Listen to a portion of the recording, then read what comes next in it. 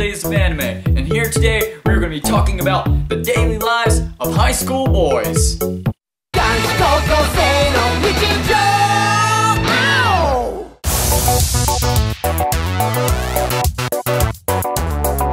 The daily lives of high school boys is about high school boys. It focuses around multiple characters, mainly the male roles, but there is some female characters that do contribute to these stories. Really, it's more little scenarios that happen throughout the lives of these high school boys throughout their school year. There's many parodies, many there's a few action scenes, and it's just a whole bunch of references and jokes that are actually pretty good. The characters, not really much development, but they're interesting enough.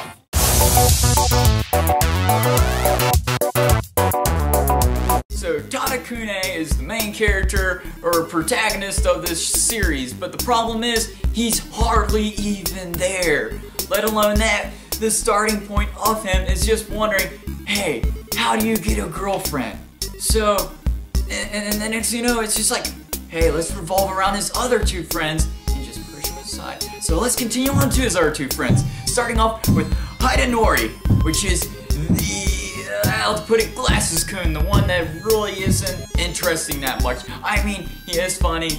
I mean, there really isn't much to their personality-wise to separate them really well. I mean, they're just your average high school boys. They joke around.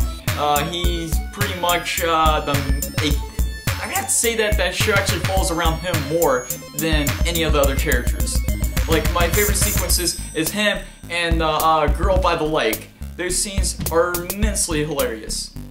But besides that, you have his friend Yoshitaki, which he is the funniness of the group. He does either stupid stuff or just more stupid stuff to keep you laughing. So I mean, that's what's so great about him. But one of my favorite picks would have to be Madarori. How do you pronounce that?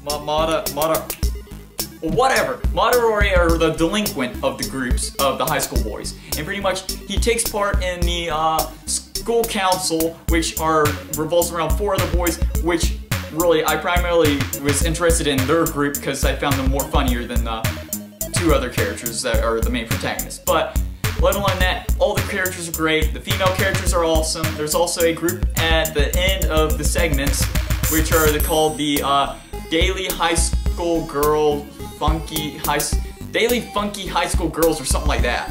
They're like a trio of 3 girls, and they just party and have fun, and it's generic laughter, and I kind of felt like it was parodying off of K-On!, which I honestly like K-On!, but you know, still, it's great. It's fantastic, hilarious, and that is it for the characters.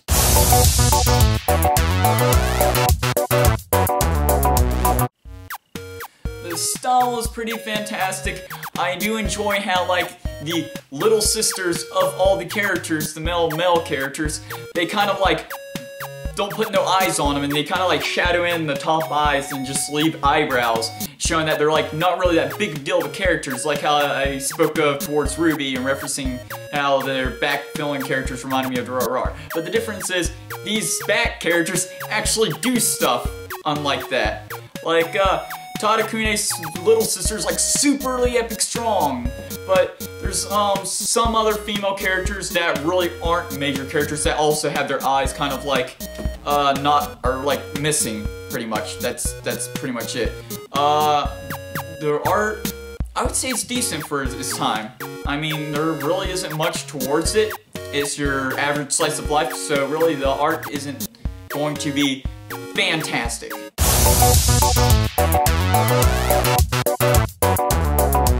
So the dubbing, well, pretty much it's in Japanese, so I can't really have that good of a say since I'm not really a big sub fan, but the characters, the voices seem to fit them really. I mean, I did enjoy it, so I had to say the dubbing was pretty good.